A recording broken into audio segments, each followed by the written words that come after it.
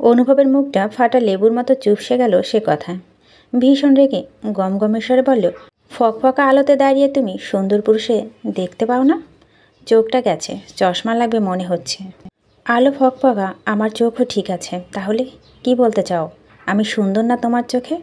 অনুভব একই সঙ্গে আহত ও বিস্মিত হয়। ও আচ্ছা, আপনি তাহলে এতক্ষণ নিজের জন্য বলেছিলেন?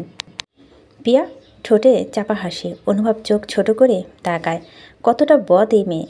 মুখ থেকে কথা স্বীকার করিয়ে নিল। অনুভব ওর কপালে টুকে দিল হতাশার গলায় বলল, বুঝেছি, আমাকেই নদী স্বীকার করতে হবে। সারা জীবন মেয়েরা আমাকে পটাতে ছুটেছে, আর এখন আরেকজন কিনা এইটুকুনি মেয়ে আমার চোখ রাঙানি দেখাচ্ছে। কি অধপতন আমার! এই জন্য বলে সব ভালো, প্রেম ভালো না।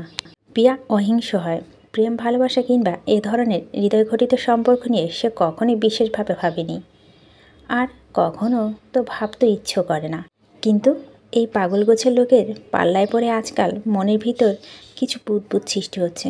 প্রিয়া তা ধমকে দাঁড়িয়ে যায়। তার জীবনটা এখন আর আবেগের পাল্লা ভেসে বেড়ানোর নয়। না, শাড়ি চুড়ি সাজগোজ কিংবা বয়ফ্রেন্ড নিয়ে মেতে থাকা, পরিবার মৌলিক চাহিদা পূরণ করাই তার উদ্দেশ্য। অনুভবের জীবনে কেউ নেই, তাই সে দায়িত্বের গুরুত্ব হয়তো তেমন বোঝে না। না ভেবে ধুমধাম কথা বলে ফেলে, কাজ করে ফেলে, পাগলের পাল্লায় পড়ে। পিয়ারও পাগল হলে চলবে না। সে বিরক্ত হয়ে বলল, এসব কথা শুনতে ভালো লাগছে না আমার।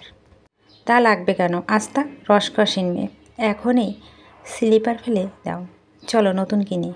পিয়া এবার নিজের স্বভাবসুলভ গম্ভীরতা ফিরে এলো। এই ভয়টাই করছিল এতক্ষণ। স্পষ্ট গলায় বলো, নতুন কেনার ইচ্ছে নেই, এটা সেলাই করে নেব।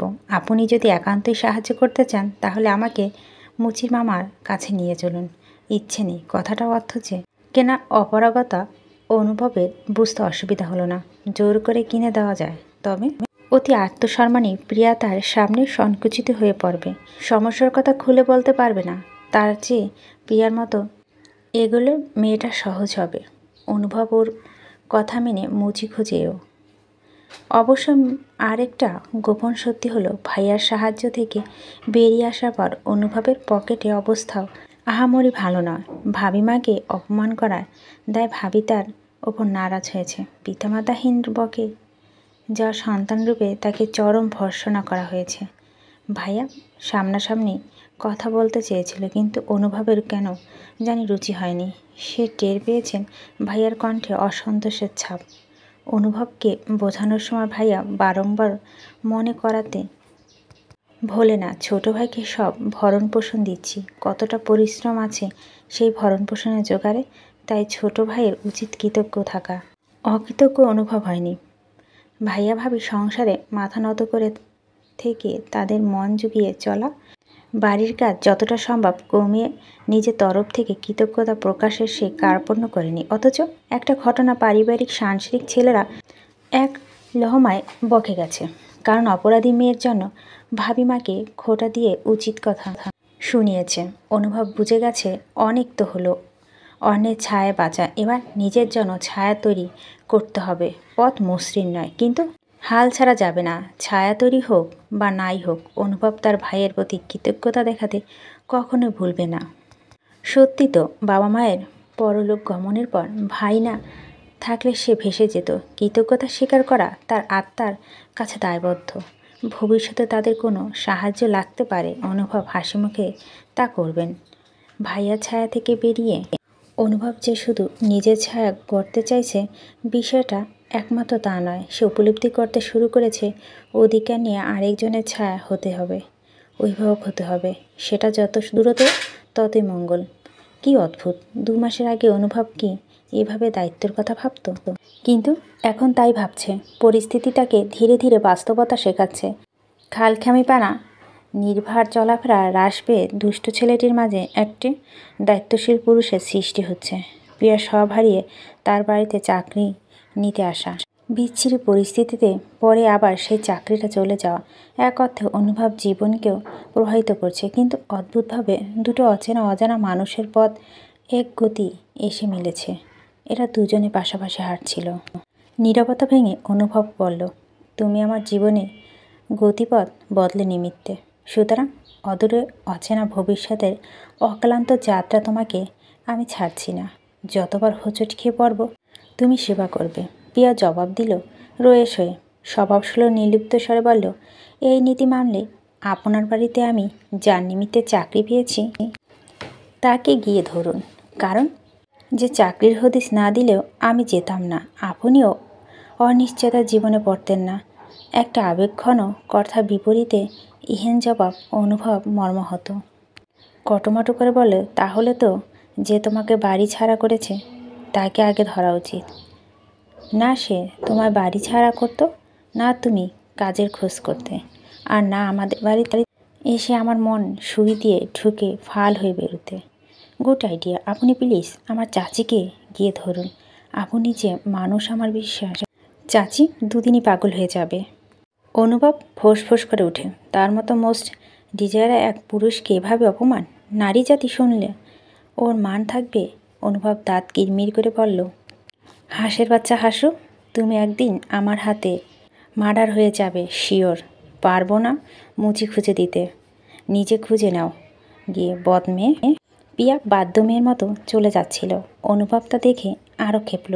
আজব, এরপরও আমায় সরি বলবে না? সত্যি কথা বললে সরি বলতে হয় বুঝি? প্রিয়া পাত্তা না দেওয়ার সুরে বলে। অনুভব মাপ চাওয়ার ভঙ্গিতে বলে, তুমি সরি বলবে কেন? দোষ তো আমার, আমি সরি। তোমার পাশে থাকতে চাওয়া সরি, তোমাকে ভালোবাসতে চাওয়া সরি, তোমাকে পাশে পাওয়া বাসনাস করা সরি, আর কিছুর জন্য সরি বলা বাদ পড়লে মাননীয়া এই ওভার অ্যাক্টিংয়ের জন্য আরেকটা সরি। হাসুরে। পিয়া হাসি চেপে জুতো হাতে নিয়ে ছুট দিল। বাড়ি ফিরে সে কল অনুভবের ফোনে। অনুভব রিসিভ করে গম্ভীর গলায় বলল, কি সরি বলবে? বলছিলাম যে আমি সরি বলতে না পারলে ধন্যবাদ দিতে জানি। আপনাকে ধন্যবাদ আমার পাশে থাকার জন্য, কঠিন দিনগুলো একটু সহজ হয়ে সাহায্য করার জন্য। মাথার উপর ধূসর ছায়াময় মেলান আকাশ। সন্ধ্যা নামার পিচঢালা পথে প্রিয়া দূরত্ব পায়ে হাঁটছে। কাঁধে ঝোলানো চিকন ফিতের ব্যাগটা চেপে ধরে শক্ত হাতে এদিক ওদিক তাকে মাথা নত করে চলছে ওর। আজকাল অল্পতেই বুক কাঁপে পিয়ার। হেঁটে যাওয়া আসা করে বলে বাড়ি ফিরতে রোজ সন্ধ্যা পেরায়। একা একটা মেয়ে রোজ সন্ধ্যা পর ফিরে, বিষয়টা অনেকের দৃষ্টিগোচর হয়েছে। বস্তির গলিতে মাথায় চায়ের দোকানি গরম পানিতে চায়ের কাপ ধুতে কেমন একটা বিদঘুটে দৃষ্টি তাকায়। চোখ নয়, যেন শরীর মাপার ফিতে। পিয়া গা গুলিয়ে ওঠে গিয়ে কিছুক্ষণ আগে একবার কথার ছলে বলছিল, শেষ ঘরে আবুল চাচা নাকি তাদের দেখলেই ডেকে জিজ্ঞেস করে বাবার কথা, পরিবারের কথা, হাত ধরে টানাটানিও করে। শুনে পিয়া যাই পড়া নয় চমকে ওঠে। দিয়া তখন বুঝে বলেনি, কিন্তু পিয়ার মনে শঙ্কা উকি দেয়। মেয়েটা যে বড় হচ্ছে, কোনো কালো হাত ওকে স্পর্শ করুক সে চায় না। আজকাল বস্তির পুরুষগুলো দৃষ্টি পিয়ার নজরে আসছে। শিশির একটা ভয় মেরুদণ্ড বেয়ে ঘোরাঘুরি করে সর্বাঙ্গে। এসবে অনিরাপত্তা কি এখনই তৈরি হচ্ছে নাকি আগেও ছিল? প্রিয়া হয়তো খেয়াল করেনি এতদিন। দিয়াটা গায়ে কৈশোরের ছটা লাগতেই চারিপাশে শুধু অনিরাপত্তা দেখছে সে। প্রিয়া আরও একটা জিনিস খেয়াল করছে, মা কেমন চুপসে থাকছে ইদানিং। সেই দিন টিউশনে গিয়ে জানতে পারে স্টুডেন্ট অসুস্থ। কাজেই না পড়িয়ে ফিরে আসতে চেয়েছিল প্রিয়াকে। বাড়ি ফিরে দেখল মা প্রতিবেশী এক মহিলার সঙ্গে বসে গল্প করছে। মহিলাটি পেশায় ঘটক। পান খেয়ে রাঙানো ঠোঁটে তিনি মুন্নিরাকে বলছেন, দেহ দিয়ার মা, তোমার জামাই নেই, মাইয়া এখানকার ডাঙ্গার। আর একখানাও হইল বইলা তুমি পারো না একলা চলতে, আবার মাইয়ারে দিস সাইরা। রাত বিরাতে বাড়িতে ফিরে যদি কেউ কিছু কইরা হয়, কিছু করতে পারবা না, সময় থাকতে বিয়াটা দিয়ে দাও। মাইয়ার চেহারা শুরু দেখতে ভালো আছে, দেনা পাওনা লাগবো না। মুনিরা হাসার চেষ্টা ব্যর্থ করে বলছিল, বিয়ে আল্লাহর হাতে আপা। তিনি ইশারা করলে, আমি আটকানোর কে? আল্লাহর হাতে সব, কিন্তু বান্দার চেষ্টা থাকুন লাগে। তোমার মাঝে তো তেমন দেখি না। কতগুলো পাত্র আনছি, একটারও দেখলে না। মাইয়া সংসার চালায়, বিয়ে দিলে সংসার চলবে না সেই ডরে আগাও না। মনিরা বেগম তখন মাটিতে মিশে যাওয়ার জোগাড়। প্রিয়া দৃষ্টিপথে হাজির হয় তীক্ষ্ণ মেজাজ। আমি বিয়ে করে নিলে আমার সংসার আপনি দেখবেন আন্টি?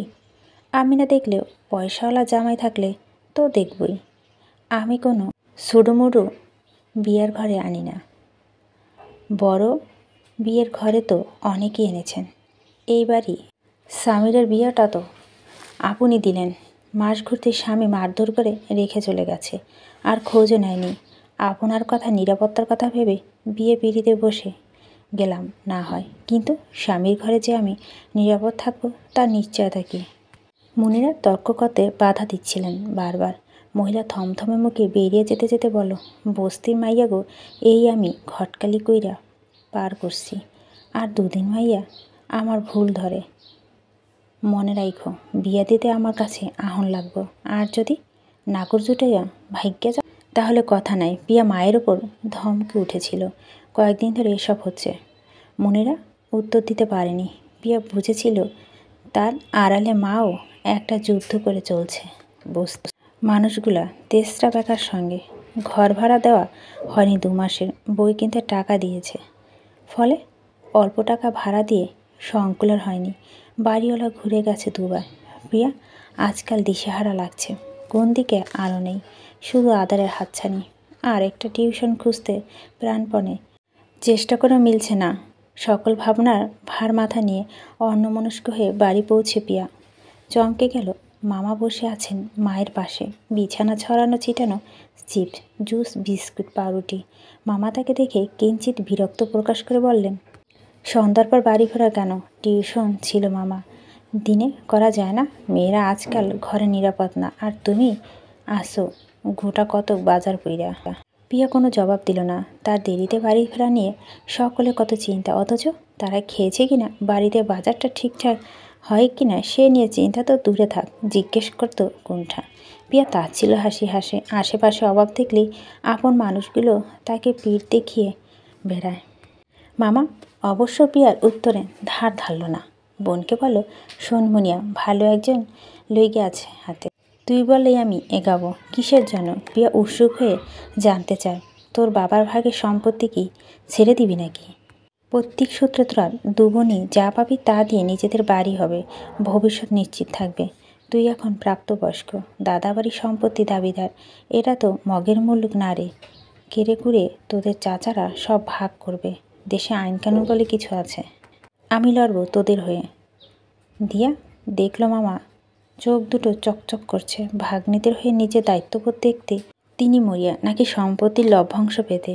মুনিয়া বেগম ভাইয়ের বাসনা ধরে ফেলেছে। আরও আগে ইদানিং প্রায় ফোন দিয়ে ভাইজান এইসব কথা বলেন। আজ একেবারে চলে এসেছে। স্বার্থ ছাড়া কেউ কেন এই তাদের দিকে তাকায়ও না। মুনিয়া বেগম জ্বলন্ত দীর্ঘশ্বাসটি বুকের মাঝে চেপে বললেন, ভাইজান, আপনাকে তো আগেই বলছি আমি আইনের জটিলতায় যাব না। কেন যাবি না? তোর মেয়েদের কি কোনো ভবিষ্যৎ নেই? তোর ভবিষ্যৎ নেই? এই স্যাঁতস্যাঁতে টিনের ঘরে পড়ে পড়ে জীবন কাটাবি? তোর জামাই জেল থেকে বেরিয়ে তাদের উদ্ধার করবে সেই আশা থাকবি কেন? তুই তো হাতে পেতে নিতে চাচ্ছিস না, নিজেদের অধিকার নিবি। অধিকার নিতে গিয়ে যদি আরও ক্ষুব্ধ হয়ে আমার ফুটফুটে কন্যা মেয়ে দুটির ক্ষতি করে আসে, তখন কে দেখবে ভাইজান? আইন যেমন আছে, আইন ফাঁক ফোকর আছে। মনে রাখবেন, আইন অন্ধ, যা দেখানো হবে তাই দেখবে। পিয়ার চাচারা নিজেদের স্বার্থে ভাস্তিদের চেয়েও দেখবে না। তাদের টাকার মায়া আছে, সম্পর্কের মায়া তুচ্ছ। 2টো মেয়ে আমার জীবনে, তাদের সুস্থতার চেয়ে বড় সম্পদ কিছু নাই। পিয়া মায়ের পায়ের কাছে এসে চুপচাপ বসে। আলতো হাতে মায়ের অচার আঙ্গুলগুলো টিপে দেয়। এই মানুষটা স্বাভাবিকভাবে হাঁটাচলা করতে না পারলেও বুদ্ধি হাঁটাচলা সুদূর প্রসারিত। লোভে পড়ে হুট করে কোনো সিদ্ধান্ত নেন না, আগে পারিপার্শ্বিক অবস্থা খেয়াল করেন। পিয়া দেখে ফোনটা কাঁপছে, অনুভবের ফোন। নানা মানসিক চাপে আজকাল অনুভবের সঙ্গেও কথা বলতে ইচ্ছা হয় না, কিন্তু সেই ছেলে কি কম দেদর? না, ধরা পর্যন্ত একটানা কল দিয়েই যাবে। প্রিয়া ফোন নিয়ে উঠে গেল, বাইরে গিয়ে ফোন রিসিভ করে বলল, কথোপকথনের শুরুতে অনাকাঙ্ক্ষিত রমণী বিরস গলায় স্বর শুনে অনুভব বলল, কী ব্যাপার, কণ্ঠ এতটা নিষ্প্রিয়া কেন? আমার ফোনে তুমি বিরক্ত? এত ঘন ঘন ফোন করার জন্য কি উচ্ছ্বাসিত হওয়ার কথা? প্রিয়া সোজাসাপটা জবাব দিল। অনুভব আহত হয়, বলে, ঘন ঘন মানে? সেই সকালে একবার ফোন দিয়েছিলাম আর মাত্র দিলাম। অকাজে ফোন আমার কাছে ঘন ঘন মনে হয়। এত নিরামিষ কেন তুমি? তোমার তো উল্লাসে ফেটে পড়া উচিত যে সবচেয়ে সুন্দর ছেলেটা এত এত সুন্দরীদের পাত্তা না দিয়ে তোমায় যেচে ফোন করছে। বিপরীত ব্যক্তিটি দেখতে না যেন প্রিয়ার ঠোঁট বাঁকায়, বলে, রূপ দিয়ে খুব গর্ব আপনার। অনুভব ভাবার সঙ্গে বলল, প্রতিপক্ষ যখন নিজেকে মুরব্বী হিসেবে জাহির করার চেষ্টা করে তখন আমারও জাহির করার মতো কিছু থাকা উচিত, ঠিক কিনা? প্রিয়া ঠোঁট টিপে হাসে। অনুভব পুনরায় বলল, রাতে খেয়েছো হাসু? খেয়েছি। আনু ভাইয়া? What nonsense! আনু ভাইয়া আবার কি? আমারও একই প্রশ্ন, হাসু আবার কি? অনুভব দুষ্ট হাসে। আচ্ছা, শোধ নিচ্ছ আপনি? কান খুলে শুনুন, আপনি আমার হাঁসমার্কা হাসু হয়ে থাকবেন চিরজীবন। চিরজীবন? স্বগতি করে প্রিয়া বিহম্ব বলে তার চিত্রে। রাতে ভারী বাতাস হঠাৎ পূর্বালি দমকা হওয়ায় নীল হয়ে ফুরফুরে হয়ে যায়। মনের অনিন্দলে সুদর্শনকেও এসে চুপি চুপি আসর বসায়। প্রিয়া ভেবে পায় না এই ছেলেটা তাকে এত চায় কেন? কি এমন আছে তার মাঝে? অসুন্দরী নয়, একটু ধারণা তার নিজের সম্পর্কে আছে।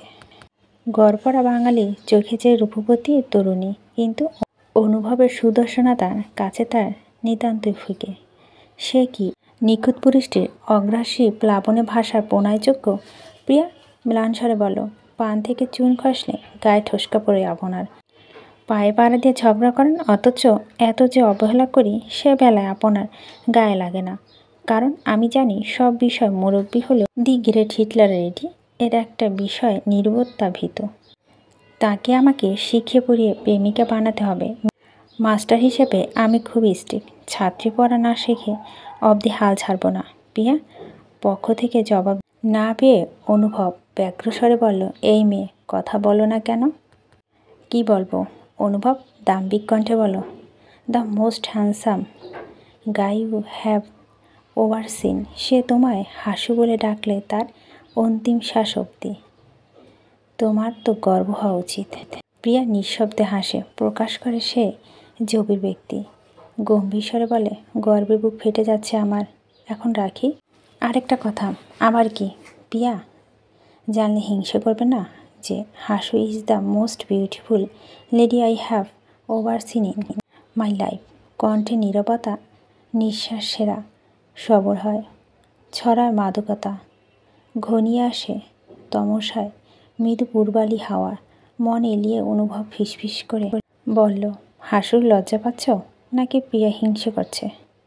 প্রিয়া তড়িঘড়ি করে ফোন কাটে। অনুভব ফোনের স্ক্রিন তাকিয়ে নিঃশব্দে হাসে। এই মেয়ে আজ আর তার ফোন ধরবে না।